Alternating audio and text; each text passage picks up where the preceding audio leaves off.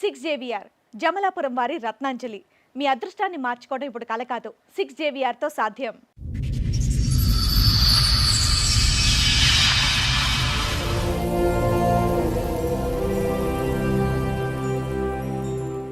ఏమో మీ ఆరోగ్యం బానే ఉందా?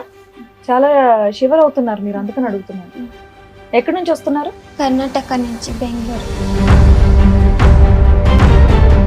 2008లో పెళ్ళయింది. కరోనా వచ్చేదాకా అక్కడే ఉన్నాను. వచ్చినప్పటి నుంచి పని అక్కడ లేదని తుమ్కూరు మా ఆయన వాళ్ళ ఊరికే వెళ్ళిపోయాను. మా ఆయన రాలేదు. పెద్దలు మా అమ్మ తమ్ముడు, మా అమ్మ వాళ్ళ సొంత తమ్ముడే. మీ మామయ్యకి ఎంత వయసు తేడా? నీ భర్త 17 years. అమ్మా, మీకు పిల్లలు ఉన్నారమ్మా? లేదు. 2008లో పెళ్ళయింది, ఇప్పటిదాకా పిల్లలు లేరు. ఇప్పటిదాకా దానికి కారణం ఏంటో చెప్పండి. తనకి ఇంట్రెస్ట్ లేదు, వచ్చేవాడు తాగడం.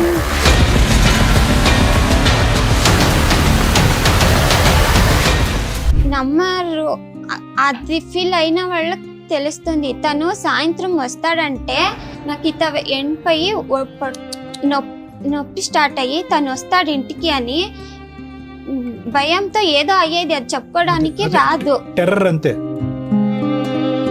ఫుల్ తాగడము, అన్నము చారు అదంతా చేసి ఉంటాం కదా, అన్నం సాక్షిగా చెప్తున్నాయి, అబద్ధం ఏమీ ఇప్పుడు చెప్పట్లేదు.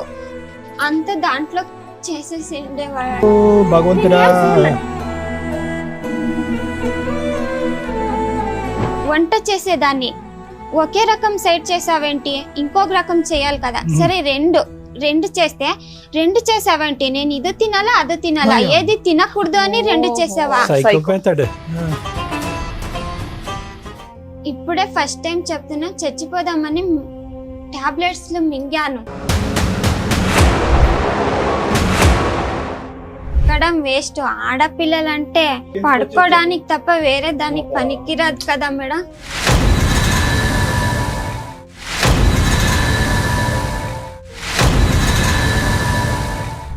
ఇవన్నీ మీ అమ్మకి తెలుసా అమ్మా? చెప్తే తను ఏమై భర్తను వదిలి రాకూడదు, అక్కడే ఉండాలి, సరే మీ పిన్నులు చచ్చిపోతే అక్కడే చచ్చిపోవాలి అంతే. అలా బ్యాడ్ గా మాట్లాడతారు సార్. ఎవరు లేరు, నేను మా అమ్మ ఇద్దరే ఉండేదని. మీ అమ్మ లేనప్పుడు నువ్వు ఫోన్ చేయి, మా భార్య లేనప్పుడు నేను ఫోన్ చేస్తానని అడుగుతారు. గుడ్ నైట్ లో గుడ్ మార్నింగ్ లో అని మెసేజ్లు పెడతారు, ఎవరు లేరు అని. నాకంటూ చెప్పడానికి ఒక మగదిక్కు అని ఇంట్లో ఉంటే ఎవరు అలా మాట్లాడరు.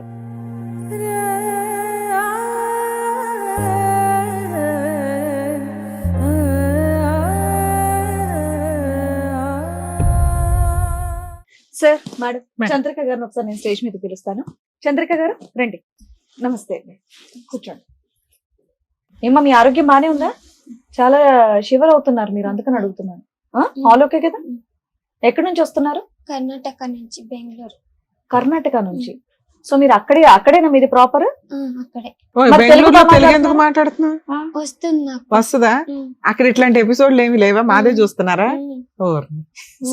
సో తెలుగు మీకు మొత్తం క్లియర్ గా అర్థం అవుతుంది? అర్థమవుతుంది, మాట్లాడతాను. మీరు ఉండేది అక్కడ? తుమ్కూరు అని. తుమ్కూరు. ఓకే ఓకే, చెప్పండి, ఏం చేస్తూ ఉంటారు? నేను ఫస్ట్ పెళ్ళైనప్పుడు గార్మెంట్స్ కి వెళ్తాను. కరోనా వచ్చినప్పటి నుంచి పని అక్కడ లేదని తుమ్కూరు మా ఆయన వాళ్ళ ఊరికే వెళ్ళిపోయాను. మా ఆయన రాలేదు. అక్కడ టైలరింగ్ షాప్. 2008లో పెళ్ళయింది. కరోనా వచ్చేదాకా అక్కడే ఉన్నాను. బెంగళూరులోనే ఉన్నా. తుమ్కూరులో. ఇప్పుడు తుమ్కూరులోనే ఉండాను. బెంగళూరు నుంచి కొంచెం కర్ణాటకనే. పెద్దలు మా అమ్మ తమ్ముడు, మా అమ్మ వాళ్ళ సొంత తమ్ముడే. పెళ్లి చేశారు. తను పెళ్లికి ముందే పనికి పోయే వాళ్ళు కాదు, పెళ్లి చేసుకొని పోయారు. ఒక 3 నెలలు వాళ్ళ అక్క వాళ్ళ ఇంట్లోనే పెట్టుకున్నారు. తను పనికి పోలేదు. ఫస్ట్ నన్నే పంపించారు. అదేంటి, పనే చేయనప్పుడు నిన్నిచ్చేలా పెళ్లి చేశారు? అంటే మా అమ్మకి తెలీదు.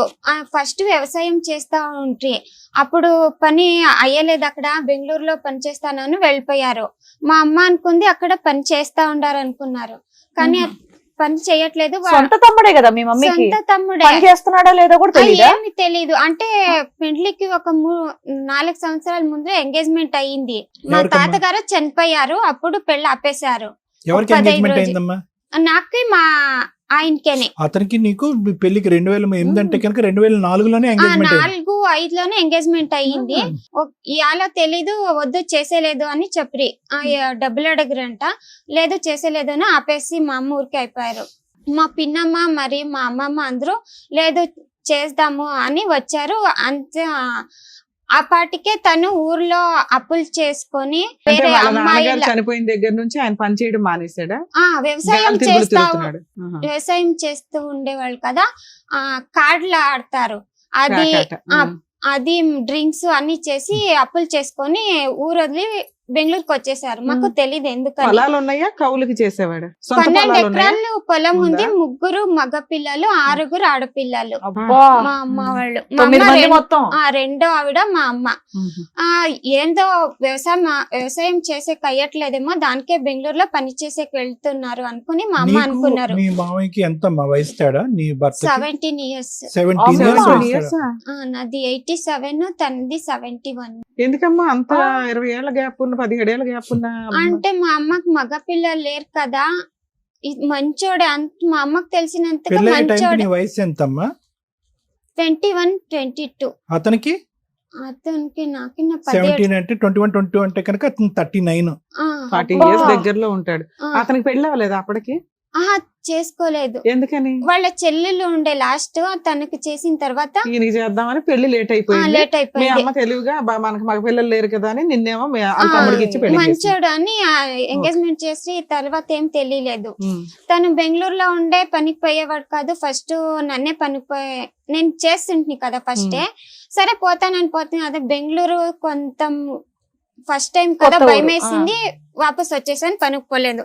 తిట్టారు. మళ్ళీ తను 3 నెలల తర్వాత పోయారు.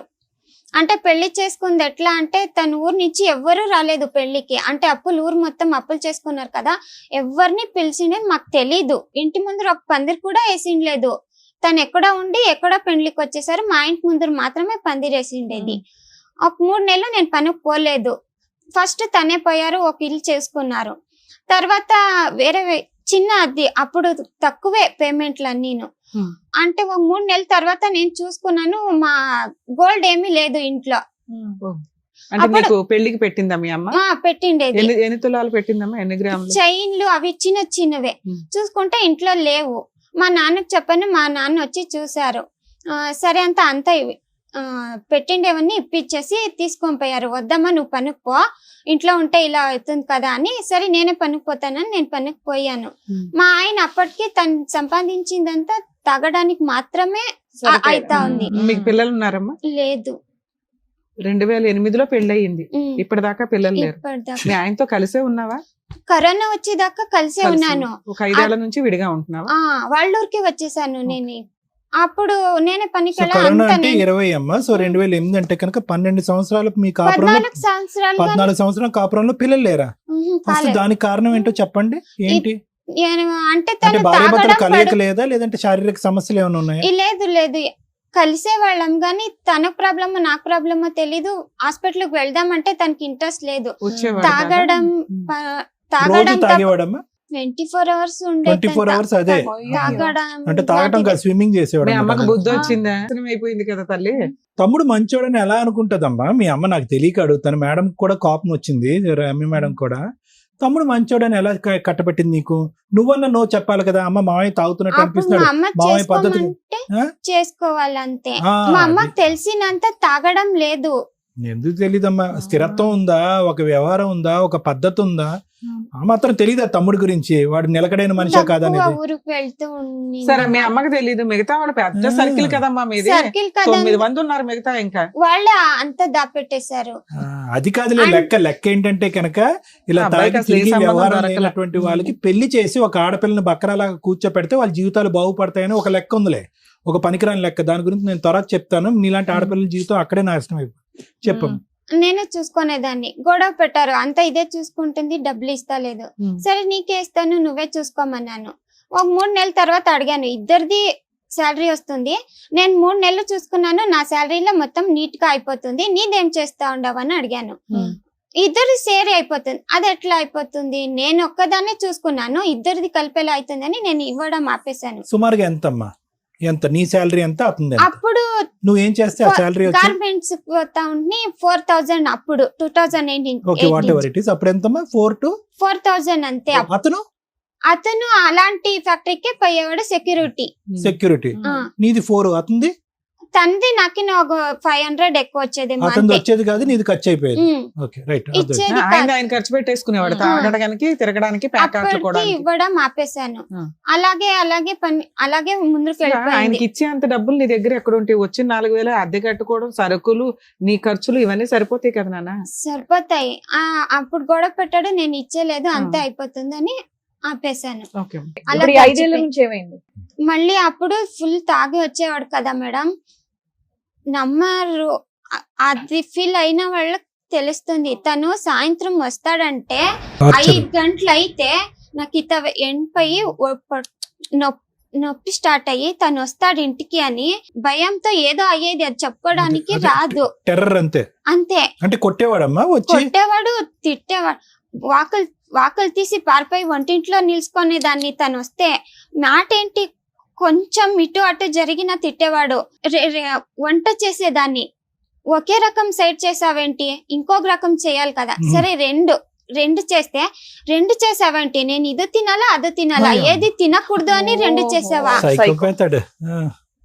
ఉడుకు పెట్టాలి, ఉడుకు కావాలి, ఉడుకు పెడితే ఇంత ఉడుకు ఎలా తింటారు? వేడిగా పెడితే దానికి గొడవ లేదు, ఫ్యాన్ వేస్తాను చల్లారుతుంది అని. అంటే గొడవే, చేయకపోయినా గొడవే. ఫ్యాన్ వేస్తే నాకు తెలీదు అది చల్లబడుతుందని గొడవ పెట్టేవాడు. ఇవన్నీ తాగిన మొత్తంలో మాట్లాడటం అంతే కదా? 24 గంటలు తాగుతూనే ఉంటాడు. తాగకుండా ఉండే మనిషి నువ్వు ఎప్పుడు చూడలేదు. అది సోమవారం నుంచి శుక్రవారం వరకు ఇంతే, 5:30 అయితే 9 వరకు అలా ఉండేది. శుక్రవారం వస్తే ఫుల్, శనివారం మొత్తం ఉండేది. అలాంటే సండే వచ్చేస్తుంది కదా, సండే ఇంట్లో ఉంటాను కదా, ఫుల్ ఎలా ఉండేది ఇంట్లో అని భయమేస్తా ఉండేది. అన్ని మీ అమ్మకి తెలుసా అమ్మా?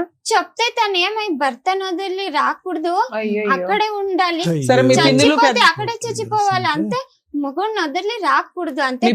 పెద్దమ్మలు కూడా ఏం సపోర్ట్ చేయరు. తను ఇంత తాగు ఊరికే పడుకొనేస్తాడు, ఏం చెయ్యడు అని చెప్పేది. మా ఇంటి ముందరే ఉండేది పిన్నమ్మ ఒకరు, తమ్ముడికే సపోర్ట్. ఇంట్లో వాళ్ళకి నువ్వు నచ్చకపోవడానికి కారణం ఏంటి? నిన్నేంటి ఇట్లా వదిలించుకున్నారు ఎందుకని తెలీదు. ఒక్కొక్కసారి అదే కోపం వస్తుంది, ఎందుకు ఇలాంటి వాళ్ళకి ఇచ్చేసారు కదా అని. సరే ఇస్తే ఇచ్చారు, మారతాడని ఇచ్చుంటారు.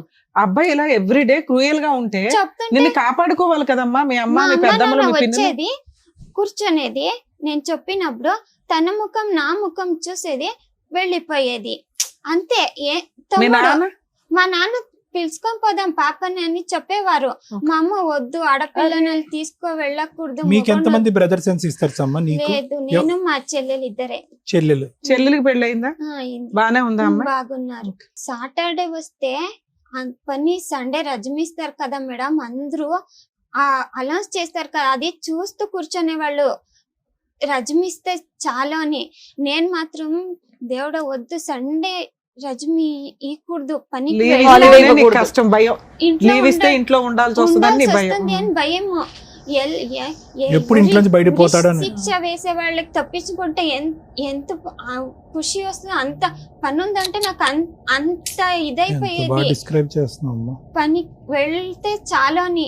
సాయంత్రం వస్తా కాళ్ళు చేతులని కంట్రోల్లో ఉండేవి కాదు. భయానికి ఇంటికి వస్తే ఫుల్ తాగడము, అన్నము చారు అదంతా చేసి ఉంటాం కదా, అన్నం సాక్షిగా చెప్తున్నా, అబద్ధం ఏమీ ఇక్కడ చెప్పట్లేదు, అంత దాంట్లో చేసేసి ఉండేవాళ్ళు. తనే చెప్పినందుకు ఒకరోజు నేను చూసాను, ఇంకొక రోజు తనే చెప్పాడు. అప్పటి నుంచి చేసిండేది ఏది తినేది అప్పుడే చేయాలి, అప్పుడే తినేయాలి అంతే, వేడివేడిగా తినాలి అంతే. పెట్టిండేదేమి తినేటట్లేదు. ఎందుకు భరించావమ్మా? మా అమ్మకి చెప్తే పిలుచుకొని పోయేది మీ కాదు. అమ్మ కాదమ్మా, నీకు 21 సంవత్సరాలు ఉన్నప్పుడు మీ అమ్మ, నీకు కోవిడ్ వచ్చే టైంకి ఎంత నీ వయసు? అప్పుడు 2008లో 30 వచ్చేసినాయి కదమ్మా. 32 సంవత్సరాలు. 32 సంవత్సరాల వరకు నువ్వు ఒక జీవితానికి సంబంధించినటువంటి నిర్ణయం తీసుకోకపోవడానికి కారణం ఏంటి? సరే పిల్లలు ఉన్నారు, బాధ్యత, తల్లి అని కథలు వింటాం. ఇదేంటి మరి? నాకు తెలీదు ఇవన్నీ విడిసి వెళ్ళాలని తెలీదు. సరే నాన్న, అసలు 20లో ఏ రకంగా వదిలేసావు అంటున్నా, ఎలా తప్పించుకోగలిగాం? అప్పటి నుంచి చెప్పమ్మా ఏమైందో. ఎలా నీకు ఎవరు సపోర్ట్ చేయట్లా? అప్పుడు ఎవరు సపోర్ట్ చేశారు? ఎలా బయటకు వచ్చావు? కరోనా వచ్చింది కదా, 45 days ఇంట్లోనే ఉన్నాను. అప్పుడు తాగడం లేదు కానీ కరెక్ట్ గా ఉండాల, ఇల్లు మొత్తం ఏది అటు ఇటు కొంచెం కూడా ఏం మిస్ అయ్యేటట్లేదు. అప్పుడు ఉన్నప్పుడు ఒకసారి మా అమ్మకి తెలుసో తెలీదో, ఇప్పుడే ఫస్ట్ టైం చెప్తున్నా, చచ్చిపోదామని టాబ్లెట్స్ మింగాను. మా అమ్మకి తెలీదు, ఇదే ఫస్ట్ టైం ఇక్కడే చెప్తున్నాను. తను ఎక్కడికో వెళ్ళిపోయాడు, సండే టైం అది.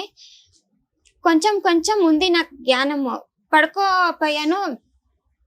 నీకు జ్ఞానం వచ్చేసరికి వాష్రూమ్ లో పడుకోపోయాను. ఆ టాబ్లెట్స్ మింగినప్పటి నుంచి నాకు ఇక్కడి నుంచి ఇక్కడికి కాళ్ళు ఏదో నొప్పి వస్తుంది, అది ఎందుకు వస్తుందో నాకు తెలీదు.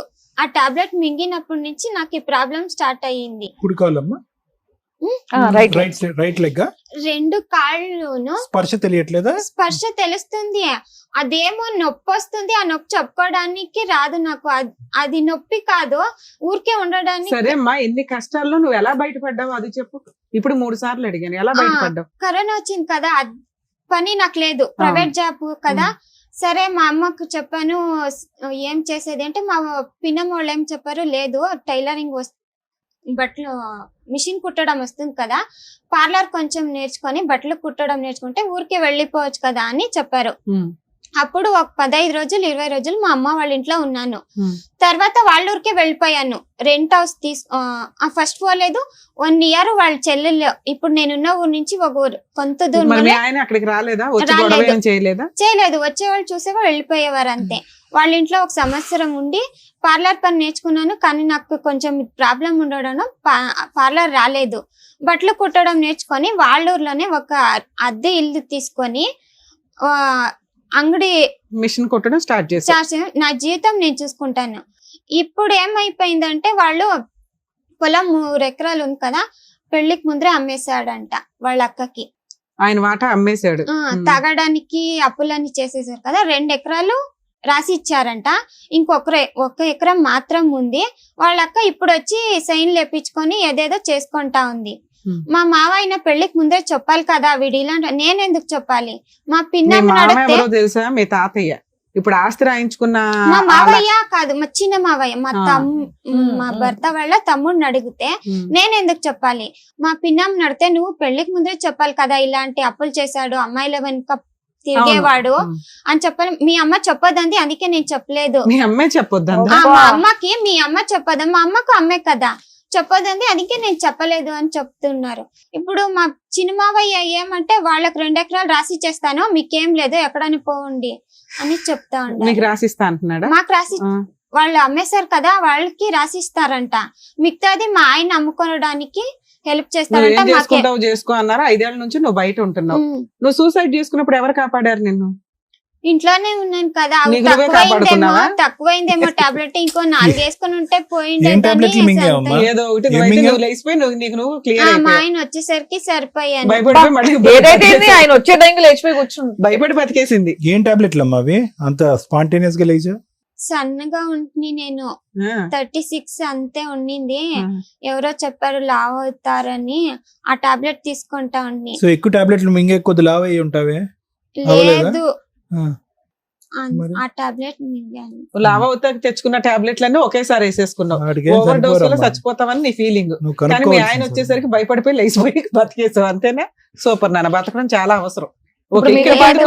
బ్రతకడం వేస్ట్. ఆడపిల్లలంటే సరే ఈ రోజు ఇక్కడికి ఎందుకు వచ్చావు తప్ప వేరే దానికి పనికిరాదు కదా మేడం. వదిలేమ్మా, అవన్నీ కాదులే అమ్మా. మా ఆంటీ అంటుంది, లేదు సంసారం చేయలేదు, దానికే పిల్లలు లేరు అని ఒకరు అంటారు. మా చిన్నమావిని అడిగితే, లేదు తను వదిలేసింది కదా, అదెవరో మా అన్న ఎవరో, మా అన్న నేనే చూసుకుంటా ఉన్నాను, తనకేం లేదు ఇక్కడ అంటారు. ఇక్కడికి ఎందుకు వచ్చావు? నీకు 2 ఎకరాలు ఎకరం ఇప్పించాలా, లేకపోతే ఎందుకు? నేను బ్రతకడానికి ఏదో ఒక ఆధారం కావాలి. నీతో పాటు ఎవరైనా వచ్చారు? మా అమ్మ వచ్చింది. అలా కాదు, మీ అమ్మ మీద ఇంత ఎలిగేషన్ పెట్టావు, మీ అమ్మ నిన్ను ఇక్కడ తీసుకొచ్చిందా? నేను మా అమ్మ ఇప్పుడు నేను మా నాన్న లేచి చనిపోయారు. ఓకే. మేమిద్దరే ఉండేది. మీ అమ్మని పిలిస్తే వచ్చిందా ఇక్కడ నీకు తోడు రమ్మంటే? మేమిద్దరే ఉన్నాం కదా. ఎప్పటి నుంచి మీ ఇద్దరు ఉంటున్నారు? కరోనా తర్వాత 3 సంవత్సరాల నుంచి. 3 సంవత్సరాల నుంచి నువ్వు కొంచెం సెటిల్ అవగానే మీ అమ్మ నీ దగ్గరకు వచ్చేసింది. ఇక్కడ తీసుకొని వచ్చిందే మా అమ్మ. నువ్వు ఎక్కడెక్కడ ఉండకూడదు, సరిగ్గా లేదు కదా ప్రపంచం, నువ్వు అక్కడే ఉండు, వీళ్ళంతా నీకు హెల్ప్ చేస్తారని పిలుచుకొని పోతే వాళ్ళందరూ ఏం చేయట్లేదు. మీ మమ్మీతో మాట్లాడదాం, మీ అమ్మగారితో మాట్లాడదాం రండి. మీ పేరేంటండి? విజయలక్ష్మి గారు.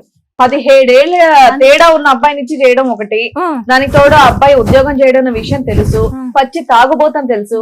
మీ సొంత కూతురేనా? కాదు, నాకి ఆ విషయం తెలీదు. ఎందుకంటే మాది మా తండ్రి వేరే ఊరు. కాదమ్మా, నీ కూతురు సరే నీకు తెలియదు, పెళ్లి చేసావు, మీ అమ్మాయిని రోజు తాగి వచ్చి ఆ రకంగా బాత్రూమ్ లో పడి దొల్లుతున్నాడు అతను. నువ్వు ఏ రోజు పిల్లని కాపాడాలని ఎందుకు అనుకోలేదు?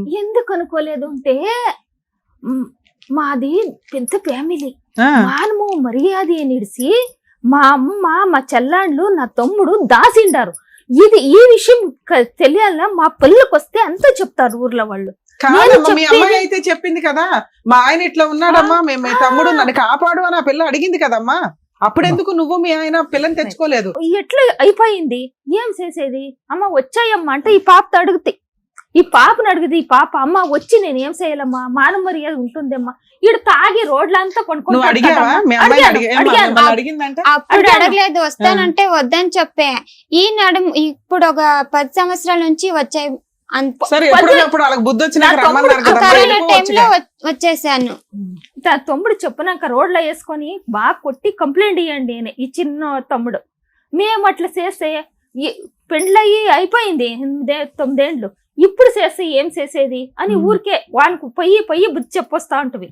చెప్పొస్తా అంటే అంటా ఉండే. కాదమ్మా, ఇన్నేళ్ళు వాళ్ళకి పిల్లలు లేరంటే మీరు ఏదో ఒకటి అన్నా చూసుకోవాలి కదా. పిల్ల పరిస్థితి ఇలా ఉంది, ఆయన పరిస్థితి అలా ఉంది, కొన్ని విడాకులన్నీ ఇప్పించేయాలి అంత ఇబ్బందులు ఉన్నప్పుడు. అదే మానవ మర్యాద. ఏం మానవ మర్యాద అమ్మా పిల్ల జీవితం కన్నా? ఇట్లయిపోయా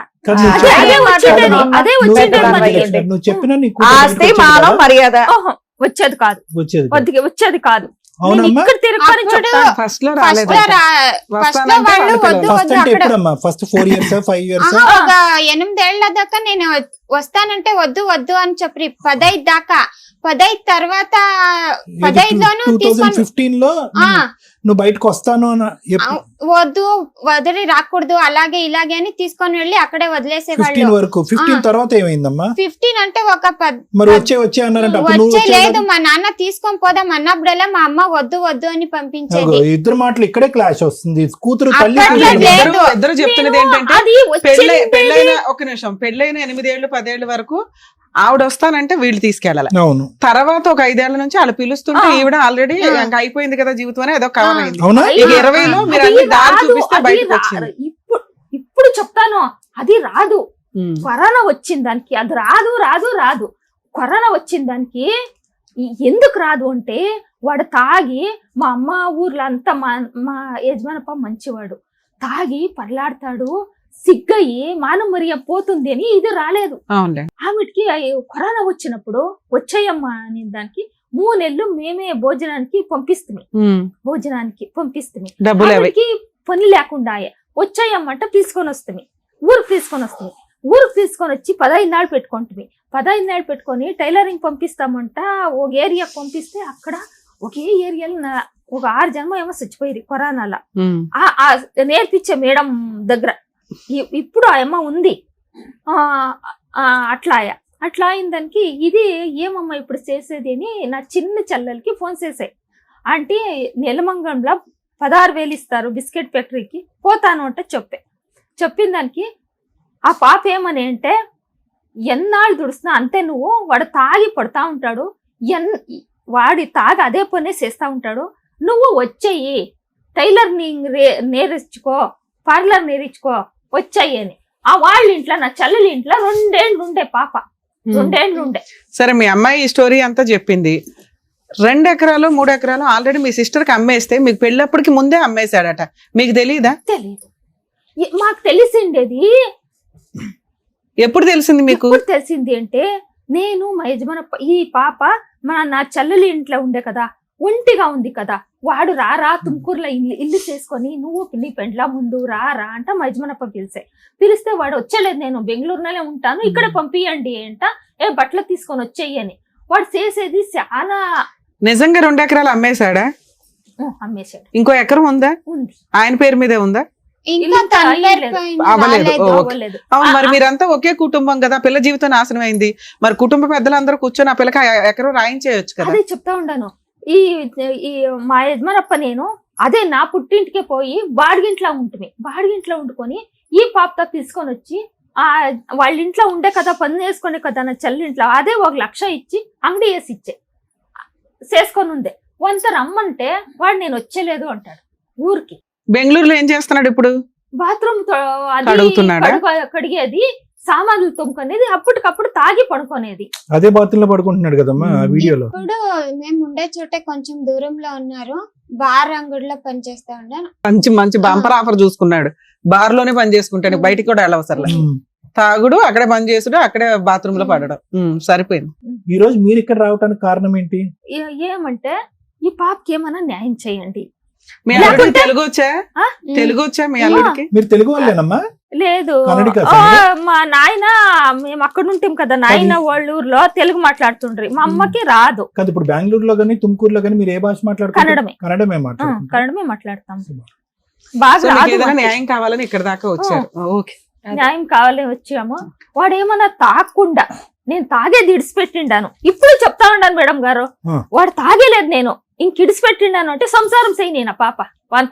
నేను ఇప్పుడు పిలుస్తాను, తాగొద్దు, తాగితే ఉండడానికి తాగుడు మానేస్తే ఆయనే తీసుకురావాల్సిందిగా మీ అమ్మని పక్కన పెట్టి. ఓకేనా? బయట అలాగే చూస్తారు.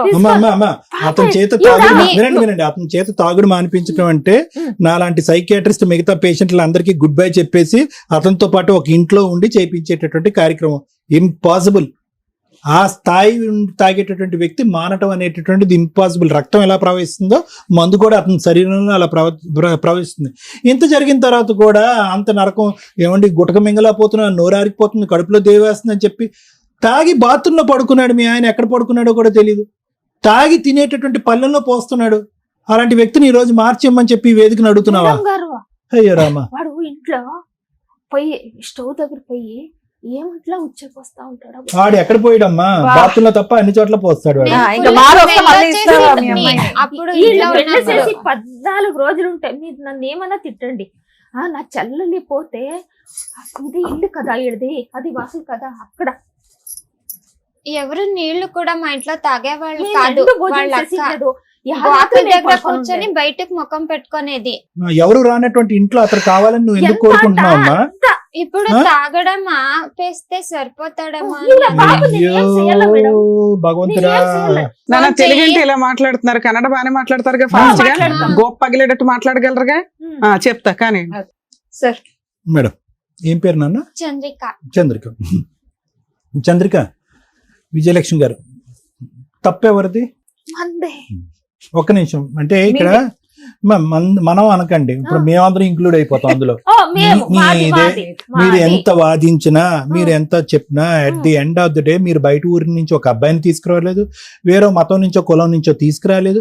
సొంత మీ ఇంట్లో ఉండేటటువంటి ఒక తమ్ముడిని, మీరు చిన్నప్పటి నుంచి ఎరిగినటువంటి ఒక వ్యక్తిని తీసుకొచ్చి మీ అమ్మాయికి కట్టబెట్టారు. సరే అండి, అలవాట్ల సంగతి నాకు తెలియదు, నేను అమాయకురాలని, వాళ్ళు మెడ కోసారు, గొంతు కోసారు, వీళ్ళు గొంతు కోసారు అని చెప్పద్దు.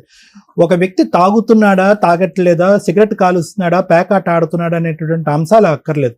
ఈ రోజు మీ తమ్ముడి యొక్క ఆలోచన శైలి, వ్యక్తిత్వం, నిలకడతనం అనేటటువంటిది చిన్నప్పటి నుంచి మీరు అసెస్ చేస్తుంటారు కదా. ఈ రోజు మీ వైపు వేలెత్తి చూపెడితే కనుక మీరు సమర్థించుకునేటటువంటి ప్రయత్నం చేయకండి. ఎందుకంటే తప్పు జరిగిపోయింది. ఎందుకంటే ఈ రోజు కారణం గురించి మనం అర్థం చేసుకుంటే పరిణామం గురించి అర్థం చేసుకుని పరిష్కార మార్గం అనేది వెతకడానికి ఉంటుంది. ఇప్పుడు కారణం దగ్గర మనం అగ్రిమెంట్ అవ్వలేదు అనుకోండి, ఏదండి మా తమ్ముడు అంటే నాకు తెలియదండి, అలా చేస్తాడని నాకు తెలియదని అన్నాం అనుకోండి, మనం ముందు పోలేం. కాబట్టి ఇక్కడ ఎవరో ఒకరు నెత్తి మీద భారాన్ని వేసుకోండి. ఈ రోజు ఎవరో ఒకరు ఎందుకు మీరు తీసుకోవాలి, వేయండి కాదు, మీరు తీసుకోవాలి. ఎందుకు అనేది కూడా నేను చెప్తాను. మీ మనసు భారం అయినా కూడా నేను చెప్తాను, వినండి. ఈరోజు 39 సంవత్సరాలు అబ్బాయికి పెళ్ళి అయ్యే టైంకి, మీ అమ్మాయికి 21 సంవత్సరాలు. ఆ ఫోటోలో చూస్తే పుత్తడి బొమ్మలా ఉంది. అప్పుడే అతనికి ఇంకో 2 రోజులు అయితే కర్ర పట్టుకునేటట్టున్నాడు. బక్క చిక్కి అతను చూస్తుంటే కనుక, ఆ ఫోటోలో చూస్తుంటే కనుక ఆ తర్వాత తాగుడు అలవాటైన వాళ్ళ లేదు, అప్పటికే తాగుబోతాడు అన్నట్టు నాకు అర్థమవుతుంది. నా మాత్రం సైకాట్రీ నాకు తెలుసు అమ్మా. వినండి. సో ఒక మనిషిని చూసి వ్యక్తిత్వాన్ని ఆలోచించి చేయవలసినటువంటి అంత దుర్భర పరిస్థితి లేదు. చక్కటి అమ్మాయి, తెలివైనటువంటి అమ్మాయి, చూడముచ్చటగా ఉంది ఆ ఫోటోలో కూడా. ఒక తాతకి ఇచ్చి పెళ్లి చేసినట్టుంది. 19 సంవత్సరాలు 18 సంవత్సరాలు తేడా, 21, అతనికి 18 సంవత్సరాలు. ఒక వ్యక్తికి అప్పటి వరకు పెళ్లి కాకుండా ఉన్నాడు అంటే కనుక వ్యక్తిత్వం కరెక్ట్ గా ఉండకపోలే, అలవాట్లు అనేటటువంటి స్థిరంగా ఉండకపోలే, లేదంటే ఉద్యోగ సద్యోగం లేకపోలే. ఈ 3 కారణాలు ఉంటేనే పెళ్లిళ్ళు పోస్ట్పోన్ అవుతాయి. జాతకాల పరంగా, ఇతరాత్ర పరంగా అవుతాయి. ఇతను మామూలుగా పోస్ట్పోన్ అయిందా పెళ్లి, 39 సంవత్సరాల వరకు పెళ్లి కాలే. అతనికి దిక్కు లేక, దివానా లేక, ఎవరు వచ్చేటటువంటి ఆడపిల్ల మీ గడప తొక్కేటానికి ఇష్టపడలేక ఈ రోజు చేసినటువంటి బక్రా ఈ రోజు చంద్రిక. మరి నిజం. ఇప్పుడు ఎలా ఉందంటేనమ్మా, ఇప్పుడు పరిస్థితి క్లైమాక్స్ యాంటీ క్లైమాక్స్ అంటాం కదా శ్రీవాణి గారు. మేడం ఇక్కడ చూసారా, మనం ఏమనుకున్నాం, ఇలా కూర్చున్నటువంటి అమ్మాయి 17 సంవత్సరాల పాటు, లేదంటే 17 to 18 ఇయర్ పాటు మంచినీళ్ళ కంటే మందే తాగినటువంటి వ్యక్తి, మందుతోనే స్నానం చేసేటటువంటి వ్యక్తి, బెడ్రూమ్ ఏది బాత్రూమ్ అనేటటువంటి తెలియనటువంటి వ్యక్తి, ఎక్కడ పోయాలో అర్థం కానటువంటి వ్యక్తి. ఒక వ్యక్తితో చాలా మంది ఇక్కడ కూర్చున్నటువంటి ఆడవాళ్ళు ఏమంటారు, సార్ స్టార్టింగ్ లోనే బాగున్నాడు, లాస్ట్ 2 years బాగలేదు, స్టార్టింగ్ లో బాగున్నాడు, లాస్ట్ 5 years బాగలేదు. అలాంటిది 17 సంవత్సరాల పాటు ఎటువంటి కొంపలో నువ్వు ఉన్నావు అనేటటువంటిది ఆలోచించుకున్న తర్వాత చేదరించుకుని, అసహించుకుని, వాడితో నాకు పిల్ల లేదు, ఏమీ లేదు, బాధ్యత లేదు, బరువు లేదు, నన్ను తిని ఆరేశాడు, నా రక్తం పీల్చి పిండి ఆరేశాడు, వాడి ఇంట్లోకి వస్తుంటేనే కాళ్ళు చేతులు వణికిపోయి సూసైడ్ అటెంప్ట్లు చేసుకుని నిద్ర మాత్రలు కొన్న, లేదంటే ఏవో మాత్రలు మింగి చచ్చిపోయినటువంటి అమ్మాయి ఈరోజు యాంటీ క్లైమాక్స్ ఇక్కడ కూర్చుని ఏమంటుంది, సార్ అతనికి అడిగిస్తే కనుక కూర్చోపెట్టుకుంటాను సార్ పక్కన అని అంటుంది. ఐదర్ నీకు కంప్లీట్ గా అతనితో ఉండి బుర్ర పాడవ్వాలి. ఇది రోజు ట్రీట్మెంట్, కౌన్సిలింగ్ ఆ మహానుభావుడు కాదు, అతనికి ఇస్తే కనుక ట్రీట్మెంట్ మేము తీసుకోవాలి, సగం ట్రీట్మెంట్. అలాంటి వాళ్ళకి అర్థమైందమ్మా, అలాంటి వాళ్ళు, అటువంటి వ్యక్తిత్వం ఉండేటటువంటి వాళ్ళు పుట్టెరుగు మారరు అనేటటువంటిది ఈ వేదిక మీద అందరికంటే బాగా తెలిసినటువంటి వ్యక్తి ఎవరంటే మీ అమ్మ. ఇది ఎప్పుడు తెలుసు మీ అమ్మకి? అప్పుడే తెలుసు. లేదంటే 39 సంవత్సరాలు వచ్చేంత వరకు ఒక దిక్కు దివానా లేకుండా, ఒక ఉద్యోగ సద్యోగం లేకుండా అందరి మీద ఆధారపడేటటువంటి ఒక వ్యక్తి పెళ్లి కాకుండా 30 సంవత్సరాల వరకు ఎందుకుంటాడమ్మా? ఎవరు ఎంత మోసం చేసినా కూడా. ఈరోజు తప్పులు కప్పిపుచ్చుకునే ఆ ప్రయత్నం కాకపోతే ఏంటి? అయితే ఈరోజు అందరూ ప్రపంచం అంతా వద్దనుకున్నటువంటి వ్యక్తిని ఈరోజు చంద్రిక కావాలి అని ఎందుకు అనుకుంటుందో నేను చెప్పనా? ఎందుకంటే 2015 వరకు అమ్మా నేను వచ్చేస్తానని చెప్పి పగలనక రాత్రనక నన్ను సేవ్ చేయండి, ఈ దుర్మార్గుడు దరిద్రుడితో నేను చచ్చిపోబోతున్నానని చెప్పి అడుక్కుంటే కనుక సొంత తల్లిదండ్రులే, కుటుంబ సభ్యులే అవసరం లేదమ్మా అక్కడ సర్దుకోమ్మా, పరువు ప్రతిష్ట. మీ అమ్మ ఇప్పుడే అంది 10 సార్లు పరువు ప్రతిష్ట అని చెప్పి. ఇంకేమైపోద్ది అంటే కనుక అప్పటికి నీకు 27-28 సంవత్సరాలు వచ్చేసింది. సగం దూరం ప్రయాణం చేసావు, ఊరి వాడ అందరు కూడా ముద్ర పడిపోయింది, సో అండ్ సో భార్య ఈవిడ అని చెప్పి దిక్కుమొక్కు లేనటువంటి ఈ అమ్మాయిని ఈరోజు అక్కడికి ఇచ్చి కట్టబెట్టారనేటటువంటి ఆలోచన బలంగా మైండ్లోకి వచ్చేటప్పటికి ఆ తర్వాత నుంచి వీళ్ళు రియలైజ్ అవడానికి లేట్ అయ్యిందా, లేదంటే పరువు ప్రతిష్ట అనేటటువంటి అంశాలు కొద్దిగా జీర్ణించిపోయానని నాకు తెలియదు. కానీ తర్వాత నుంచి వీళ్ళు ఏమన్నారు, కమ్అవుట్ అన్నారు నిన్ను. కానీ నువ్వు బయటికి రాలే ఎందుకు? ఇంకా అర్థమైపోయింది అసలైనటువంటి ప్రేమ ఏంటి, అసలు నీ గురించి మనస్ఫూర్తిగా ఆలోచించేటటువంటి వాళ్ళు ఎవరున్నారు ఈ ప్రపంచంలో. వీడి దగ్గరించి విడాకులు తీసుకుని ఈ తాగుబోతోడి దగ్గర తీసుకుని బయటపడిపోయినా కూడా ఇప్పటి వరకు నేను నరకం అనుభవిస్తున్నాను రా, అబద్ధం ఆడవలసిన దానికి నాకు అవసరం లేదు అని చెప్పేటటువంటి ఒక మాట అన్నా కూడా నా అనేటటువంటి వాళ్ళు ఎవరు కనికరం చూపెట్టలేదు, ఎవరు గొడిగిచ్చి నన్ను కాపాడలేదు. నేను బయటకు వస్తే కనుక వాడి చేతిలో చచ్చేదానికంటే వీళ్ళ చేతిలోనే చచ్చిపోతాను అనే ఉద్దేశంతో నువ్వు అక్కడే ఉండిపోతాను. ఎందుకు? వీళ్ళు పరువు ప్రతిష్ట. ఆడిని కాపాడేసేయాలి, వాడు తాగుడు ఆపించేసేయాలి, నిన్ను పెళ్లి చేసేసి వాడిని పక్కన కూర్చోపెట్టేసి నీ చేత పిల్లలు కనిపించేసేయాలి, నీ చేత సంపాదించేసేయాలి, వాడిని పోషించేయాలి. ఇదే ఎజెండా. వీళ్ళందరికీ ఎక్కడ కూడా కూతురనే ఎజెండా లేదు. సారీ, తప్పుగా అనుకోకండి, ఎక్కడ లేదు, అప్పుడు లేదు, ఇప్పుడు కూడా లేదు. కాబట్టి ఇంక నువ్వు ఫిక్స్ అయిపోయావు. 2015 నుంచి కరోనా వచ్చేంత వరకు ఏమని ఫిక్స్ అయిపోయావు అంటే కనుక, వద్దురా బాబు, మీలాంటి మనుషులు వద్దు, నేను వస్తానన్నప్పుడల్లా వద్దు అనేటటువంటి మీలాంటి మనుషుల దగ్గరకు వచ్చి బ్రతకడం అనేది కూడా తాగేటటువంటి వ్యక్తి దగ్గర చావు దెబ్బలు తిన్న దాంతోనే సమానం. కాబట్టి నేను ఎక్కడే చావు రేవు ఎక్కడ చచ్చిపోతానని ఫిక్స్ అయిపోయావు. అదే పాట ఈ రోజు ఇప్పుడు కూడా పాడుతున్నాను. అదే నేను ఇందాక నుంచి క్లైమాక్స్ యాంటీ క్లైమాక్స్ అయిపోయింది మేడం చూసారా అంటున్నాను. అంటే మేము ఇక్కడికి వచ్చి సహజంగా వచ్చేటటువంటి ఆడవాళ్ళు ఏమంటారు, సార్ వాడితో నాకు సంబంధం లేదు, నా బ్రతికి ఇక్కడి నుంచి నేను బతుకుతాను. నాకు ఇప్పుడు వాడు పెళ్లి చేసుకున్నప్పుడు వాడి వయసు ఎంతో, అప్పుడు నీ వయసు ఎంత? 39. కానీ ఇప్పుడు ఎంత నువ్వు ఎలా కనిపిస్తున్నావు, అందులో ఉన్న ఫోటో ఇప్పటికి 20 సంవత్సరాలు పెద్ద అయినట్టు అయిపోతుంది. అంటే వయసు అయిపోయింది నీకు. అంటే నంబర్ ప్రకారం అవ్వలేదు కానీ మానసికంగా శారీరకంగా నీ వయసు అయిపోయింది. 59లా అన్నావు నువ్వు. అతనికి 55 సంవత్సరాలు. వాడు ఎలా ఉన్నాడు, ఇప్పటికీ బారుల్లో పనిచేస్తున్నాడు, అక్కడే తాగుతున్నాడు, అదే ఫుడ్ అదే బెడ్, హ్యాపీగా బతికేస్తున్నాడు తెగిన గాలిపటం. అలాంటి వ్యక్తిని ఈరోజు 17 సంవత్సరాల పాటు కుక్కినటువంటి పెయిన్ లాగా చచ్చిన దానిలాగా నువ్వు అలా చచ్చిపోతా అలా బ్రతుకున్నా కూడా కనికరం లేకుండా ఉండేటటువంటి వ్యక్తిని, ఇంతమంది సైన్యం మార్చలేనటువంటి వ్యక్తిని ఈరోజు మళ్ళీ ఒక అటెంప్ట్ తీసుకుంటాను సార్, నాకు ఇంకొక అవకాశం ఇవ్వండి, మార్చి ఇచ్చేసేయండి, అతనితో కాపురం చేసేసి పిల్లల్ని కనేస్తాను అంటున్నాను. దండం తల్లి నీకు. కౌన్సిలింగ్ అతను కాదు, నీకు ఇవ్వాలి, కొద్దో గొప్ప మీ అమ్మకి ఇవ్వాలి. నేనేం చేయాలి సార్? మేడం వదిలేసింది అని చంద్రిక గారు ఈ రోజు చాలా బ్యాడ్ గా మాట్లాడతారు సార్. ఎవరు లేరు, నేను మా అమ్మ ఇద్దరే ఉండేది అని. మీ అమ్మ లేనప్పుడు నువ్వు ఫోన్ చేయి, మా భార్య లేనప్పుడు నేను ఫోన్ చేస్తానని అడుగుతారు. గుడ్ నైట్ లో గుడ్ మార్నింగ్ లో అని మెసేజ్లు పెడతారు. ఎవరు లేరు అని నాకంటూ చెప్పడానికి ఒక మగదిక్కు ఇంట్లో ఉంటే ఎవరు అలా మాట్లాడరు. నేను బెంగళూరులో ఉన్నప్పుడు ఎవరు అలా చూడలేదు, ఎందుకంటే ఇంట్లో ఒక మగాడు ఉన్నాడు. కానీ వదిలేసి వచ్చినప్పటి నుంచి చాలా చూసాను కదా, మగదిక్కు లేదు, మగడిని వదిలేసానంటే. అమ్మమ్మ ఇందాకటి నుంచి నువ్వు చాలా పెద్ద పెద్ద మాటలు మాట్లాడుతున్నావు, నీ బాధ నేను అర్థం చేసుకోగలను. మగాడికి ఆడది ఒక బొమ్మే కదండి అని ఒక మాట అన్నావు ఇందాక. దయచేసి వినండమ్మా, ఒకటేనమ్మా, ప్రపంచం ఇంకా చచ్చిపోలేదమ్మా, అంత ఘోరాతి ఘోరంగా అయిపోలేదు, మగాళ్ళని అందరూ అంత కామ పిశాచులు అయిపోలేదు. ధైర్యంగా బ్రతికేటటువంటిది, దమ్ము ధైర్యం ఉండేటటువంటి ఆడది, తన మీద తనకు నమ్మకం ఉండేటటువంటి ఆడది ఎక్కడికన్నా వెళ్ళి బతకగలదు. ఫస్ట్ నువ్వు ఆ దమ్ము ధైర్యం తెచ్చుకునేటటువంటి ప్రయత్నం చేయి. ఎవడైనా కూడా వచ్చి ఆ మాట అంటే కనుక 4 కత్తిరితో కట్ చేద్ది. కానీ అవన్నీ మాటలు పక్కన పెట్టమ్మా. ఈ రోజు వీడేదో ఇందాక నువ్వు ఒక మాట అన్నావు తెలుసా, ఎక్కడో టచ్ అయింది తెలుసా మాట. ఏమన్నా ఉరిశిక్ష అయిపోయేటటువంటి ఒక వ్యక్తికి ఒక రోజు ముందు నీకు ఉరిశిక్ష క్యాన్సిల్ అయింది అనేటటువంటి మాట ఎంత తీయగా, ఎంత హ్యాపీగా, ఎంత ఆనందంగా అనిపిస్తుందో. ఈ మనిషి ఒక రోజు ఇంట్లో లేకపోతే నాకు అలా అనిపిస్తుంది సార్ అని అన్నావు కదా. మరి ఉరిశిక్ష కావాలా? మనిషిని పిలుస్తున్నావు మళ్ళీ. బయట ప్రపంచం చండాలంగా ఉంది కాబట్టి ఈ ప్రపంచంలోనే నువ్వు అంటున్నావు చూడు, అది నీ పిచ్చితనం.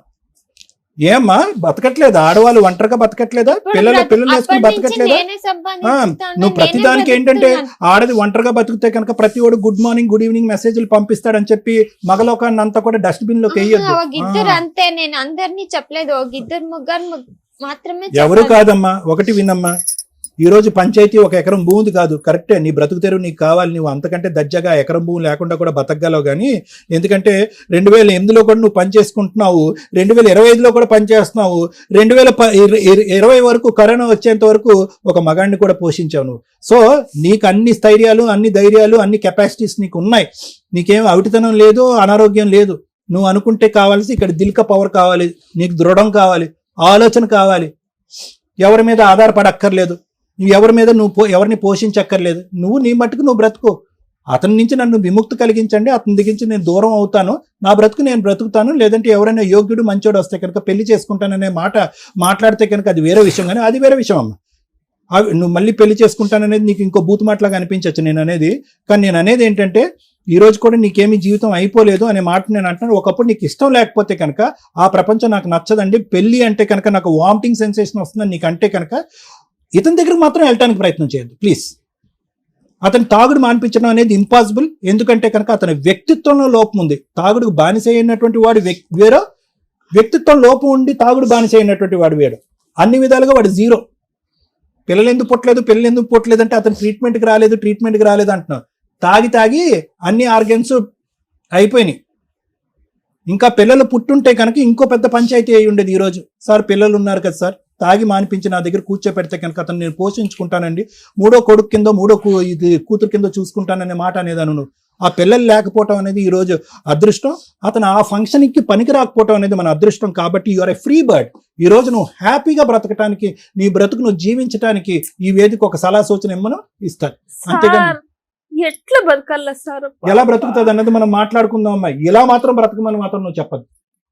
అతను కడిగివ్వండి, అతను తాగుడు ఆపించండి, అతను మొగుడిగా తీసుకోండి. ఎట్లా బతుకుతుంది అనేది 17-18 సంవత్సరాలు మగాడిని తీసుకొచ్చి ఒక 21 సంవత్సరాలు అమ్మాయికి పెళ్లి చేసినప్పుడు నీకు ఉండాలి. ఎలా బ్రతుకుతుంది చెప్తాను సార్, అది చెప్తాను. నిశ్చితార్థం అయ్యి నాకు తెలియదు, అది 2004లో. అమ్మ మీ ఆవిడ అన్ని చెప్పేసింది, ఆ మేడం, విషయాలన్నీ కూడా నేను చెప్పేసింది. వినండి, వినండి. అమ్మ మీరు ఫస్ట్ ఆఫ్ ఆల్ పెళ్లి చేయడమే తప్పమ్మా. ఆ మీరు ఏం తప్పు మాత్రం చెప్తారు? మీరు అంగీకరించొద్దు. ఏం చెప్తారు? ఎలా 17 ఏళ్ల బ్రతుకుతుంది పెద్ద- అమ్మాయి, మా అమ్మాయి అని అనండి. ఎలా ఏం బ్రతుకుతుంది ఏంటి? మాట్లాడుతున్నారు? ఏం మాట్లాడుతున్నారు మీరు? నరక యాతన చూపెట్టారు 17 సంవత్సరాల పాటు మీ కూతురు. ఈ రోజు నా కూతురు ఎలా బతుకుతుంది అని అడగడానికి నీకు హక్కే లేదు. తమ్ముడి జీవితాన్ని కాపాడటం గురించి, ఆడు తాగుడు మానిపించడానికి, వాడిని ఒక మనిషి చేయడానికి బలిపశం చేశారు సొంత కూతుర్ని. ఈ రోజు మాకు తెలియదండి, నన్ను మోసం చేశారండి, నా కళ్ళకు గంతలు కట్టి పెళ్లి చేయించేశారండి. ఎవరి గురించి మాట్లాడుతున్నావు? మీ తమ్ముడు గురించి కాదా నువ్వు మాట్లాడేది? ఆడు పచ్చి తాగుబోతు, ఆ ఫోటోలో చూస్తేనే తాగుబోతులాగా ఉన్నాడు వాడు. అప్పటికే ఫుల్ మత్తులో వచ్చి పెళ్లి మూడు ముళ్ళు వేసాడు వాడు. ఈరోజు నా కూతురు ఎలా బతుకుతుందండి? నీ కూతురు దర్జాగా బతుకుతుంది నువ్వు ఏడకుండా ఉంటే. మళ్ళీ తమ్ముడు గురించి మాట్లాడుతుంది ఇవిడ. Thank you sir. మేడం ఇక్కడ కూర్చున్న అమ్మాయి ఎవరో తెలుసా మీకు? ఇన్ని కోట్ల మందిలో ఒక ఆడపిల్ల ఎలా ఉండకూడదు అని చెప్పడానికి ఉన్న రిప్రజెంటేటివ్, ఎలా ఉండాలి అని చెప్పడానికి వచ్చిన ఒక రిప్రజెంటేటివ్. ఇక్కడ మేము ప్రాబ్లము మ్యాక్సిమం మా వంతు ప్రయత్నంగా ఎంత సాల్వ్ చేయగలమో చేస్తాం. కొన్ని సందర్భాల్లో ఇది ఒక సందేశం కింద కూడా మీకు యూజ్ అవుతుంది. అరే ఇలా ఉన్నప్పుడు మనం ఎట్లా బిహేవ్ చేయాలా అనేది తెలుసుకోవడానికి బాగా యూజ్ అవుతుంది. ఎందుకంటే సమస్య లేని కుటుంబం అనేది లేదు ఈ రోజున. ప్రతి సమస్యకి సొల్యూషన్ ఏంటి అని ఇట్లా డిఫరెంట్ కేసెస్ వింటుంటే వాళ్ళ ప్రాబ్లమ్స్ ని వాళ్ళు ఇంట్లోనే కూర్చొని సాల్వ్ చేసుకొని ఆలోచన విధానాన్ని మార్చుకుంటున్నారు. ఇలా ఒక అమ్మాయి ఉన్నప్పుడు ఆలోచన విధానం ఎలా మార్చుకోవాలి ఈవిడికి మేము డైరెక్ట్ గా చెప్తాం. ఎలా ఉండాలి, ఎలా ఉండకూడదు అనటానికి తను ఒక ఎగ్జాంపుల్. నెక్స్ట్, మా తెలుగు ప్రజలకు మేము ఎప్పుడూ థ్యాంక్స్ చెప్తూనే ఉంటామండి మా ఎపిసోడ్లు చూస్తున్న వాళ్ళకి. కానీ ఇంకా క్యూట్ ఏంటంటే వేరే స్టేట్ ప్రజలు తెలుగు తెలుసుకొని మరి మా ఎపిసోడ్లు చూస్తున్నారు. నిజంగా పాదాభివందనాలండి మీ అందరికీ. వీళ్ళు ఇక్కడ మాట్లాడింది మనం చాలా ఎపిసోడ్లు చూస్తే సరిగ్గా మాట్లాడట్లేదు కాబట్టి ఏమైనా సైకలాజికల్ డిప్రెషన్, ఆ ప్రాబ్లమా, వీళ్ళు చెప్తున్న అబద్ధాలా అని అనిపిస్తుంది. వీళ్ళ లాంగ్వేజ్ ఇంత తెలుగు మాట్లాడుతున్నందుకు హ్యాట్స్ ఆఫ్ చెప్పాలి. ఎందుకంటే వాళ్ళ లోకల్ లాంగ్వేజ్ వాళ్ళు కేక పెట్టించి మాట్లాడగలరు. కానీ మనలో ఎంతమందిమి మన పక్క రాష్ట్రాల లాంగ్వేజ్ మాట్లాడగలం, మన నేషనల్ లాంగ్వేజ్ మాట్లాడగలం? చాలా తక్కువ మంది. ప్లీజ్, ఒక మనిషికి ఇండియాలో ఉన్న కనీసం 2-3 లాంగ్వేజ్లు ఖచ్చితంగా రావాలి. కనీసం హిందీ, ఇంగ్లీష్, మన లోకల్ లాంగ్వేజ్. సైడ్ స్టేట్లువి ఈ మాదిరి నేర్చుకోగలిగితే హ్యాట్స్ ఆఫే. ఏ ఉత్తరం కూర్చొని పని చేసామా, తిన్నామా, వెళ్ళామా, సినిమాలకు వెళ్ళామా అనేది కాకుండా కనీసం వాళ్ళ కష్టాన్ని వేరే స్టేట్ వెళ్ళి చెప్పగలిగే అంత లేకపోయినా మన అవసరాలకి లోకల్ లాంగ్వేజ్ తో పాటు అదర్ లాంగ్వేజ్లు కూడా చాలా అవసరం. ఈ స్టేజ్ నుంచి మీ అందరినీ రిక్వెస్ట్ చేస్తున్నాను, ఇంకా లాంగ్వేజ్లు నేర్చుకోండి. నానా హ్యాట్స్. ఒక్క నిమిషం, నేను ఇంకా హగ్ చేసుకోవడానికి వచ్చాను, ఒక్కసారి ఉండు. ఎందుకు అంటే నువ్వు చాలా బ్రేవ్ గర్ల్. ఎందుకో చెప్తాను నేను.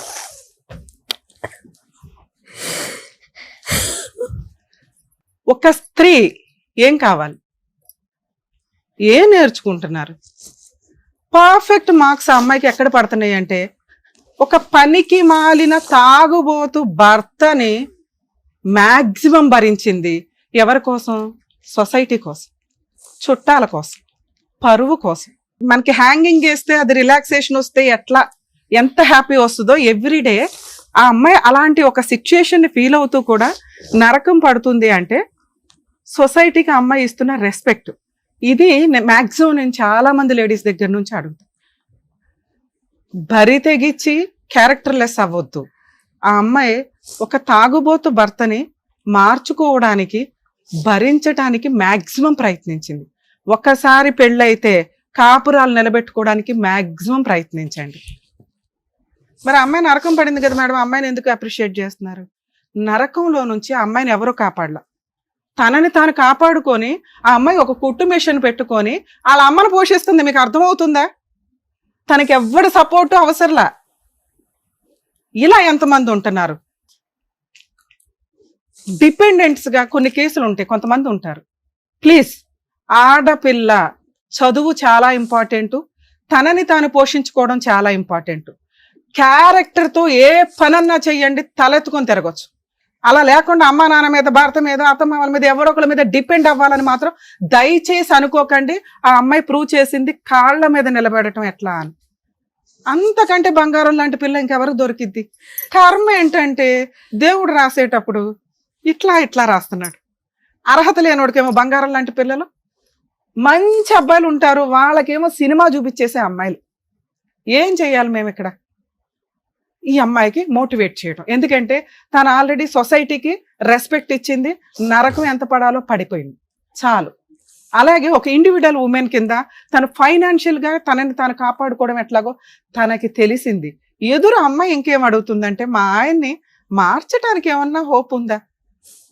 ఎవరికిరా బాబు ఎంత అదృష్టం వస్తుంది? కర్మ అర్హత లేనోడికి వచ్చింది. అతనేంట్రా బాబు అంటే రేపు మాపు పోయేలాగా ఉన్నాడు. ఈ పిల్ల ఇట్లా ఏడుస్తుంది కానీ ఇంకో 3 years అయితే ఫట్. ఎందుకంటే ఈ పాటికి అన్ని ఆర్గాన్స్ పోయి ఉంటాయి. బాత్రూంలో మీకు వీడియో టెలికాస్ట్ చేస్తాం, బాత్రూంలో తావుగా పడిపోతున్నాడు. ఎక్కువ నడవడం కష్టం అని చెప్పి బార్లోనే జాబ్ తెచ్చుకున్నాడు. అంటే ఎక్కడ కొనుక్కోవడం, ఇక్కడ శాలరీ తీసుకోవడం, ఇట్లా తాగడం. ఇలాంటి వాడిని మనం కాపాడాలా? అవసరమా? ఆల్రెడీ ఎక్స్పర్ట్ అయిన సారే చెప్పారు, తాగుబోతుని మార్చటం కుదరదు. అది ఇలాంటి వాడిని. ఒక తాగుబోతు మారాలి అంటే ముందు తనకి తాను ఫీల్ అవ్వాలి, నేను మానేయాలి అని. అలాంటి వ్యక్తికి మెడికల్ గా సపోర్ట్ చేయడం, మోరల్ గా సపోర్ట్ చేయడం చాలా కష్టం. అయినా కుటుంబ సభ్యులు ఏదో అట్లా చేయడానికి అవకాశం ఉంది. తాగుబోతులు మీకు మీరు మారకపోతే భూప్రపంచంలో ఎవరు మిమ్మల్ని కాపాడలేరు. మెడిసిన్ లేకపోతే ట్రీట్మెంట్లో అనేవి టెంపరీ 6 months 8 months తప్ప మళ్ళీ బయటకు వచ్చినాక మళ్ళీ మొదలే మీ జీవితాలు సర్వనాశనం. అరే బాబు, మీ జీవితాలు మీరు సర్వనాశనం చేసుకోండి. ఒక పిల్ల జీవితం, ఒక కుటుంబం జీవితం, వాళ్ళకి పిల్లలు ఉంటే వాళ్ళ జీవితం నరకం. మిగతా వాళ్ళంతా తల్లిదండ్రులతోటి హ్యాపీగా బతుకుతారు. తాగుబోతులు ఉన్న పిల్లల నరకం అనిపిస్తూ ఉంటారు. లేకపోతే మీరు సగంలో పోతారు. ఎవరికి లాసు? తండ్రి లేకుండా బతికేది, ఆ అమ్మాయి భర్త లేకుండా బతకడం, ఎవరికి లాసు ఇదంతా? మీరు ఒక కుటుంబం యొక్క చరిత్రను రాసి పడేస్తున్నారు. ఎన్ని కేసుల్లో చెప్పాలి మేము? ఈ అబ్బాయిని మార్చడం కుదురుతుందా? నో, మార్చడం కుదరదు. ఎందుకంటే అసలు అబ్బాయి నేను మారాలనుకుంటున్నానండి అని అనుకోలే. కర్మ ఏంటంటే పెద్ద కుటుంబం, 6 అక్కలు, చెల్లిళ్ళు, అన్నలు, తమ్ములు, మొత్తం 9 మంది. ఈయన కాకుండా 9 మంది మార్చలేకపోయారు. మేము ఎక్కడ మారుస్తామండి? నేను ఈ అమ్మాయికి ఇచ్చే బెస్ట్ సజెషన్, ఈరోజు నువ్వు ఏదైతే చేస్తున్నావో తల్లి, నువ్వు ఇంకో 10 మందిని పోషించగలవు. నువ్వు ఆ మిషన్ పర్ఫెక్ట్గా కంటిన్యూ అయితే. నిన్ను విడాకులు ఇవ్వమని నేను చెప్పట్లే, ఎందుకంటే నువ్వు క్యారెక్టర్ ఉన్న అమ్మాయివి. మీ ఆయన పక్కన ఉండడానికి కరెక్ట్ కాదు. నువ్వు నాకు నచ్చని ఒకే ఒక్క మాట మాట్లాడావు, మగాడు లేకపోతే బతకడం ఎట్లా తల్లి అని. ఆడది లేకపోతే మగాడికి బతకడం కుదరదమ్మా. మళ్ళీ ఇంకో ఆడవాళ్ళ పెళ్లి పేటాకులు తిరుగుతానే ఉంటారు, చాలా కష్టం. 10 లక్షలు సంపాదించేవాడు కూడా నెలకి ఒక స్త్రీ లేకుండా బతకలేడు. కానీ ఒక స్త్రీ మగాడు లేకుండా బతకగలదు. ఈ రోజు నువ్వు అది ప్రూవ్ చేస్తున్నావు. కానీ మీ అమ్మ ఉంది చూసావా, చిక్కి తినేస్తుంది. దానివల్ల నువ్వు కొంచెం డిప్రెషన్ వెళ్తున్నావు.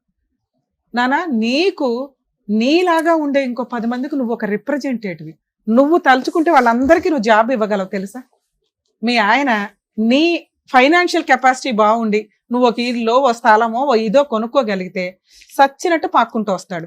ఎందుకంటే మీ కేసులో మేము విడాకులు ఇప్పించలేం. మీ ఊరు ఒప్పుకోదు, మీ చుట్టాలు ఒప్పుకోరు, ముందు మీ అమ్మ ఒప్పుకోదు. వాళ్ళందరికంటే ముందు నువ్వు ఒప్పుకో. పాపం సార్ ఎందుకు నీకు కౌన్సిలింగ్ ఇవ్వాలని చూసారో తెలుసా? నువ్వు తీసుకునే డెసిషన్ కరెక్ట్గా ఉంటే బాగుండాలి. కానీ అది మేమందరం కూడా సపోర్ట్ చేస్తాం, వద్దు మ్యూచువల్. కానీ నువ్వు ఇక్కడ ఫిక్స్ అవ్వాల. నీకు సొసైటీ, సర్కిల్ ఇవన్నీ చాలా ఇంపార్టెంట్. నువ్వు ఇలాగే ఉండు. పేరుకి భర్త ఉండడం ఫోటో ఫ్రేమ్కి కావాలిగా, ఉండని. నువ్వు ఈరోజు ఏ పని అయితే చేస్తున్నావో అది పర్ఫెక్ట్. ఇంకో నలుగురికి నువ్వు తలుచుకుంటే నువ్వు ఇంకా కష్టపడితే మీ అమ్మను పోషించాలి. మీ అమ్మ నీ మీద ఆధారపడి ఉంది, నాన్నలేడు కాబట్టి. నీ చెల్లి ఆల్రెడీ తన కుటుంబం చూస్తుంది, నువ్వు ఇప్పుడు మగాడివి. ఎవర్రా చెప్పారు నీకు మగాడు తోడు కావాలని? ఇద్దరు ఈక్వల్. సో మన ఈ భూమి మీద 2 జీవులు ఈక్వల్. నువ్వు మెంటల్గా స్ట్రాంగ్, వాళ్ళు ఫిజికల్గా స్ట్రాంగ్. ఈ రోజున అతను లేడు అని చెప్పి నువ్వు వీక్ అవ్వాల్సిన అవసరం లేదు. అతను మారతాడు, మారితే వస్తాడు. నీతో కలిసి కాపురం చేసే అర్హత అతనికి ఉంటే, రాత అతనికి ఉంటే మారతాడు. ఆయన మారకుండా ఇవ్వడం మార్చలేని తల్లి. నువ్వేమైనా రూపాయి దాచుకొని అది తీసుకెళ్ళి ఆయన ట్రీట్మెంట్ కోసం దయచేసి వాడకు. అతనికి ఆ అర్హతే లేదు, నీతో పక్కన నుంచునే అర్హత లేదు. నా ఫీలింగ్, నువ్వు డబ్బు సంపాదించిన రోజు వస్తాడు. నువ్వు ఈ సొసైటీకి ఏదైతే రెస్పెక్ట్ ఇస్తున్నావో వాళ్ళు భయపడే రోజు ఒకటి వస్తుంది. అది ఓన్లీ మాట్లాడేది డబ్బు మాత్రమే. నువ్వు కష్టపడి సంపాదించే డబ్బు ఏదైతే ఉంటుందో సొసైటీ మొత్తం నోరు మూసుకుంటుంది. మీ అమ్మ కూడా డబ్బే మాట్లాడుతుంది ఈ రోజున. అది క్యారెక్టర్తో సంపాదిస్తే ఎవర్రా నిన్ను వేలు పెట్టి చూపించేది? ఎవరు చూపించారు? నేను మాటిస్తా.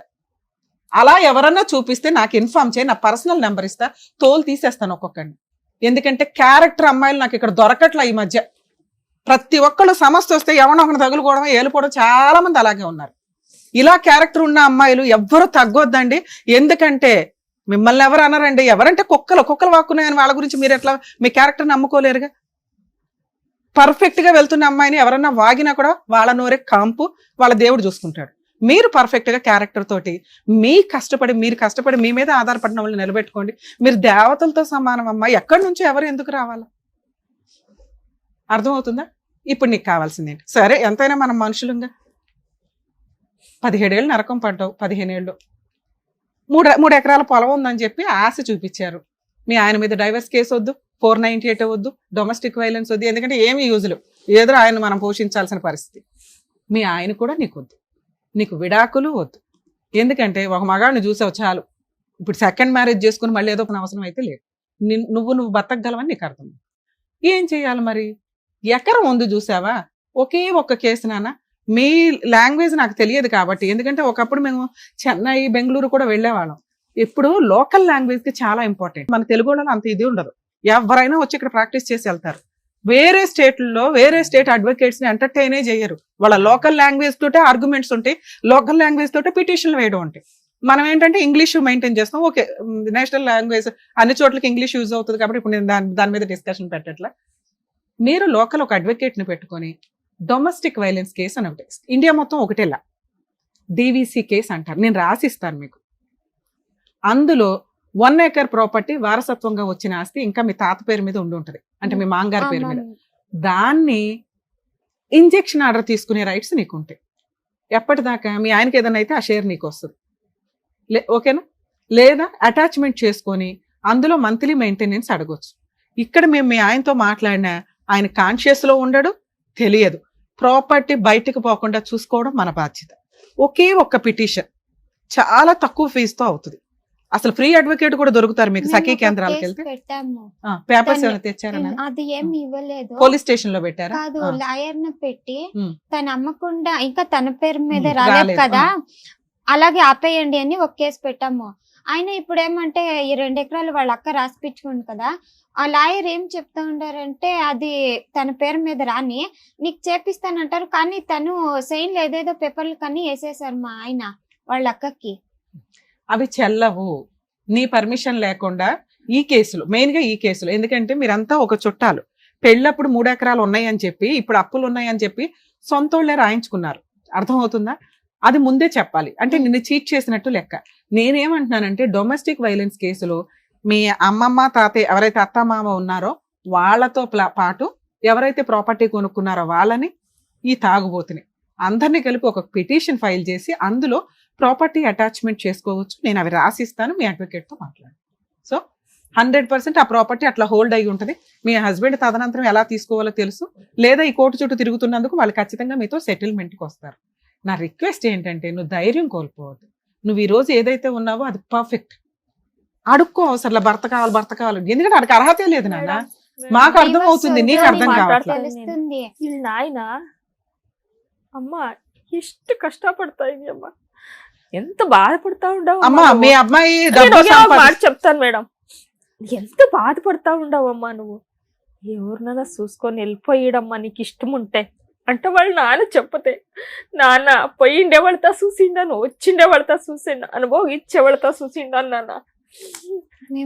నా భర్త అయితే ఊర్లో పట్టి కొట్టుతాను వాళ్ళు నన్ను అంటా చెప్పింది నాన్నకి. నేను ఇంకొక క్వశ్చన్ అంటే ఇప్పుడు ఉన్నాం కదా మేడం ఆ పల్లెటూరులో పని తక్కువ అత్తవా, సిటీకి వెళ్ళిపోదాం, ఇక్కడ ఏదైనా కంపెనీకి వెళ్తే శాలరీ వస్తుంది.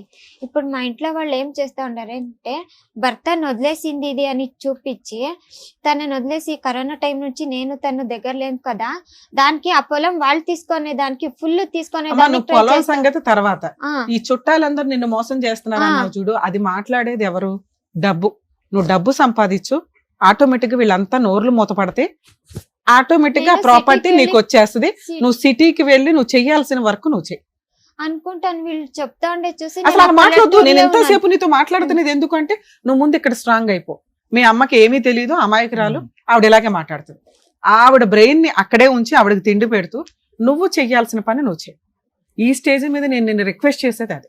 నువ్వు పర్ఫెక్ట్ ఉన్నావు, కానీ వీళ్ళందరూ జుట్టు ఉన్న చుట్టాల వల్ల ఇలా అయిపోతున్నావు. ఓహో నాకు భర్త కావాలేమో, ఓహో నేను ఎంతేనేమో, ఈ ఓహో ఉంది చూసావు తీసే. నువ్వు పర్ఫెక్ట్ సిటీకి వెళ్ళు, వర్క్ చేసుకో, డబ్బు సంపాదించు, నువ్వు ఒక ప్రాపర్టీ కొని నీకు ఈ 3 ఎకరాల ప్రాపర్టీ పోకుండా ఏం చేయాలో నేను ఇప్పుడు మాట్లాడతాను మీతో. సరేనా? ఆల్ ది బెస్ట్ నాన్న. జాగ్రత్త అమ్మా. మీరు మీ అమ్మాయి అన్ని చేయగలదు, మీరు వెనక్కి లాక్కండి. ముందు డబ్బు సంపాదించడం ఎట్లాగో నేర్చుకునివ్వండి. తను కష్టపడుతుంది. ఈ లోపు ఈ చెత్త పంచాయతీలు ఉన్నాయి చూసావా, భర్త ఉండాలి అని, అవి వద్దు. ఇప్పుడే ఇంకో 5 ఏళ్ళు వస్తే ఆ పిల్ల ఇంకో 10 మందిని పోషిస్తుంది. నలుగురికి జాబ్ ఇచ్చిన రోజున మీ అల్లుడు ఆయనే మారతాడు. తాగుడు తగ్గించుకుంటే ఈ పిల్ల ఆయన మార్చుకోవడం తెలుసు. అర్థమవుతుందా? జాగ్రత్త నాన్న. All the best. జాగ్రత్తగా చూసుకోండి సార్. మేడం, ఇక్కడ మన తెలుగు రాష్ట్రాలే కాదు పక్క రాష్ట్రాల్లో కూడా మన ప్రోగ్రాం వెళ్ళి, అంటే మీరు ఇక్కడ వచ్చిన వాళ్ళందరికీ కూడా వాళ్ళకున్న ప్రాబ్లమ్స్ అన్ని కూడా ఎంత చక్కగా ఇంట్లో పెద్దవాళ్ళు, పేరెంట్స్ ముఖ్యంగా ఎలా దగ్గరుండి ఇలా చేస్తే బాగుంటుంది మీ లైఫ్ అని చెప్తున్నందుకు డాక్టర్ గారు thank you so much. Advocate madam thank you. Karnataka నుంచి కూడా ఇక్కడికి వచ్చి వాళ్ళ ప్రాబ్లం అనేది ఇదిగోండి మన డాక్టర్ గారికి, అడ్వకేట్ గారికి చెప్పేసి వాళ్ళ ప్రాబ్లమ్ సాల్వ్ చేసుకొని వెళ్తున్నారు. సో నెక్స్ట్ టైం ఇక్కడి వరకు రావాల్సిన వాళ్ళు హ్యాపీగా రావచ్చు ప్రాబ్లమ్ సాల్వ్ చేసుకోవడానికి. అసలు మీకు ప్రాబ్లమ్స్ ఉండకూడదు అని చెప్పేసి మనస్ఫూర్తిగా కోరుకుంటున్నాను. మరో కథతో మళ్ళీ కలుద్దాం.